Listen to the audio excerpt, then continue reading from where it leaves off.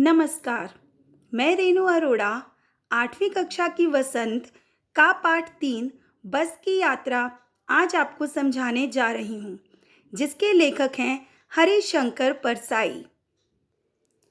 प्रस्तुत पाठ का उद्देश्य पुरानी बसें जो बुरी हालत में होती हैं, ऐसी बसें चलाने वाले बस मालिकों की स्वार्थी प्रवृत्ति पर कटाक्ष करना है। प्रस्तुत पाठ में लेखक अपनी यात्रा का वृतांत बताते हैं और अपना अनुभव समझाते हैं। जैसे एक बार की बात है, लेखक अपने 4 मित्रों के साथ बस से जबलपुर जाने वाली ट्रेन पकड़ने के लिए अपनी यात्रा बस से शुरू करने का फैसला लेते हैं, परंतु कुछ लोग उसे इस बस से सफर न करने की सलाह देते हैं। उनकी सलाह ना मानते हुए वे उसी बस से जाते हैं, किंतु बस की हालत देखकर लेखक हंसी में कहते हैं कि बस तो पूजा करने योग्य है। नाजुक हालत देखकर लेखक की आंखों में बस के प्रति श्रद्धा उमड़ जाती है।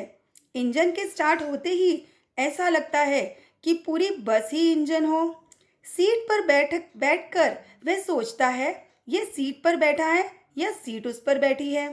बस को देखकर वह कहता है, ये बस जरूर गांधी जी के असहयोग आंदोलन के समय की रही होगी, क्योंकि बस के सारे पुर्जे एक दूसरे को असहयोग कर रहे थे। कुछ समय की यात्रा के बाद बस रुक गई और पता चला कि पेट्रोल की टंकी में छेद हो गया है।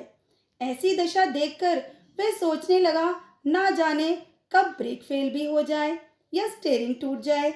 आगे पेड़ और झील को देखकर वह सोचता है, ना जाने कब टकरा जाए या गोता लगा जाए। अचानक बस फिर रुक जाती है और विचार में आता है, क्यों वह इस वृद्धा पर सवार हो गए। इंजन ठीक हो जाने पर बस फिर चल पड़ती है, किंतु इस बार बस और धीरे धीरे चलने लगती है।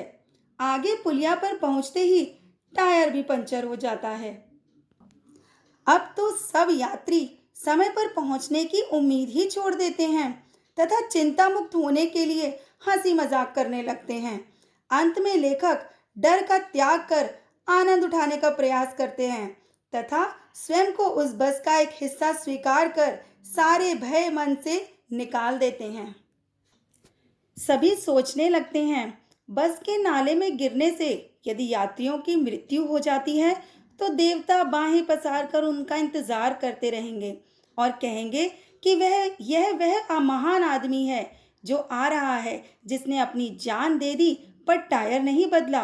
दूसरा टायर लगाने पर बस पुनः चल पड़ी। लेखक एवं उसके मित्र पन्ना या कहीं भी जाने की उम्मीद अब छोड़ चुके थे।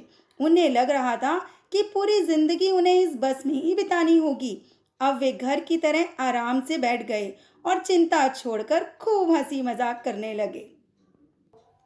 तो बच्चों, देखा आपने कि अपने छोटे मोटे लालच के लिए अपनी जान दांव पर लगा देना या दूसरे की जान खतरे में डाल देना कहीं की समझदारी नहीं है।